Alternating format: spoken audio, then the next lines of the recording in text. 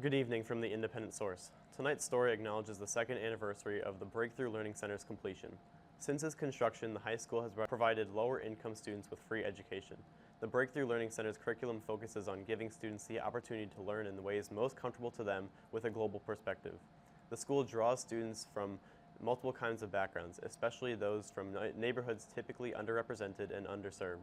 It helps them grow in hopes of following their dreams of colleges, trades, or careers. Thanks to the funding provided by the Balanced Taxation Act, the Breakthrough Learning Center has been very successful. To understand the Balanced Taxation Act and the origins of the Breakthrough Learning Center, we must look back into history and examine what wealth truly is. So what really is wealth?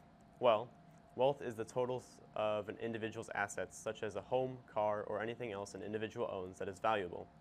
That value comes from two things. One, a market for it, and two, the expanding economy. Due to our growing economy, the values of stocks, bonds, properties, and most other assets are built up. Such assets may have a reduced value at times because of occasional recessions, but overall, the value of almost all wealth increases. In 2023, America's wealth gap was significantly larger than it is today. Lower-income people had a harder time finding their way out of poverty because of the systematic issues of the education system in relation to wealth inequality. People of low income had a harder time saving money that could be used for education.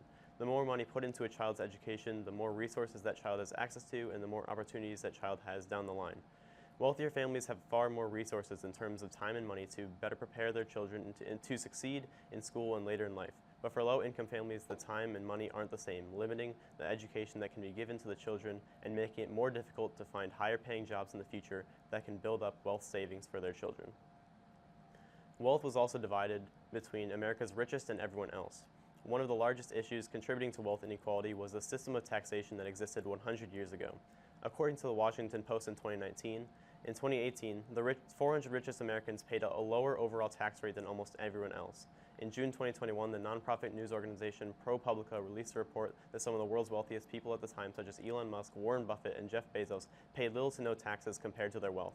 They did this by putting most of their income into investments and holding onto them while the stocks grew and grew, increasing their net worth. But they did not have to pay taxes on those gains unless they sold the stocks. And other legal methods, such as reporting losses, philanthropic giving, were used to lower their income taxes.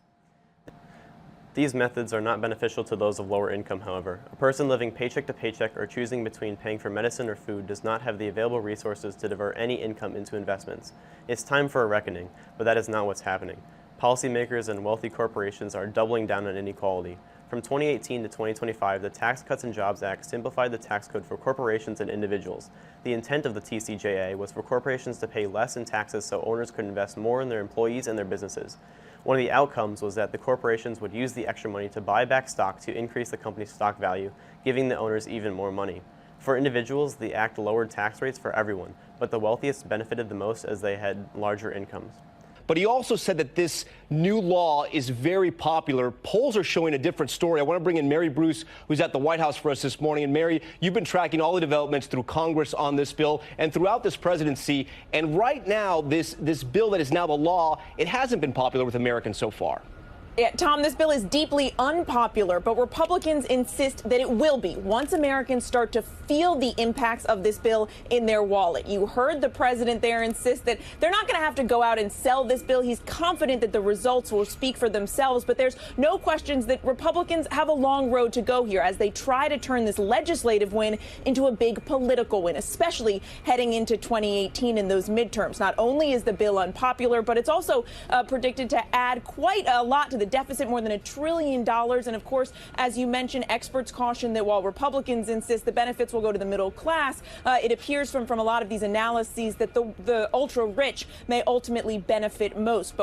So what was being done to fight this? Robert Reich, an economist and former Secretary of Labor for the Clinton administration, used his platform, Inequality Media, to provide insight into wealth inequality and other pressing issues at the time. In one post analyzing the racial wealth gap and what should be done to reverse it, Robert provided methods that would help all Americans accumulate wealth and allow their families to invest in their futures.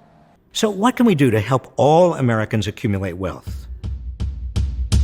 First, reform the tax system so capital gains, that is, increases in the value of assets, are taxed at the same rate as ordinary income.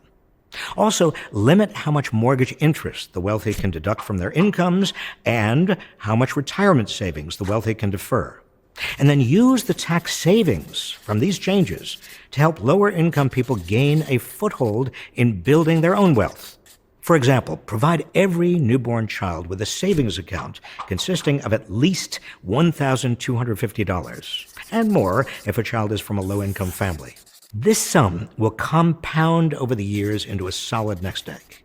Research shows it could reduce the racial wealth gap by nearly 20%, more if deposits are larger. At age 18, that young person could use the money for tuition or training, a business, or a home. Studies show such accounts can change children's behavior and increase the likelihood they'll attend college. We've made a lot of progress in identifying contributors to wealth inequality, but the wealth gap continues to exist and even expand at times. Opportunities for investing money into institutions like education have been ignored. The tax system and acts we have created to work towards decreasing the gap have benefited the wealthy the most as intended. 50 years ago, the Balanced Taxation Act was passed to make it so income from capital gains would be treated the same as personal income.